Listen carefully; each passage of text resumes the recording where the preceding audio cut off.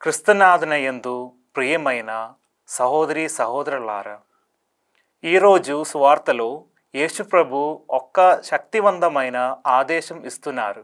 మీ తండ్రి కరుణామయునుడు కాబట్టి మీరు కరుణ కలిగి ఉండాలి. ఇది కేవలం ఒక్క సలహా కాదు, దేవుని స్వభావానికి జీవించడానికి పిలుపు. కరుణ మన క్రైస్తవ జీవితానికి కేంద్రం.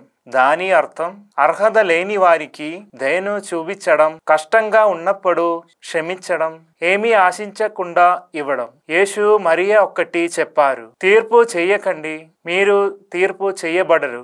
నిందించకండి, మీరు నిందించబడరు. క్షమించండి, అప్పుడు మీరు క్షమించబడతారు. ఈ మాటలు మన హృదయాలను పరిశీలించుకోవాలని సవాలు చేస్తున్నాయి. తరచుగా మనం ఇతరులను త్వరగా తీర్పు చేస్తారు, కానీ మనకు కరుణ కావాలి. కానీ యేసు ఈ విధంగా చెప్పుతున్నారు: మీరు ఇతరులకు ఏ కొలతలు కొలుస్తారు, అదే మీకు కొలవబడుతుంది. మనం కరుణను చూపిస్తే కరుణను పొందుతాం.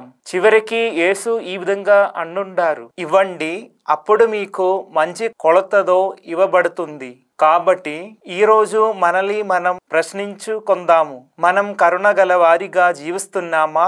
ఇతరులను మన్నిస్తున్నామా? ఆశించకుండా ఇస్తున్నామా? ఈ విధంగా చేస్తే మనం దేవుని హృదయాలని ప్రతిబింబిస్తాం. అప్పుడు ఆయన ఆశీర్వాదాలు మనం జీవితంలో పొంగి పొర్లుతాయి. ఆమేన్.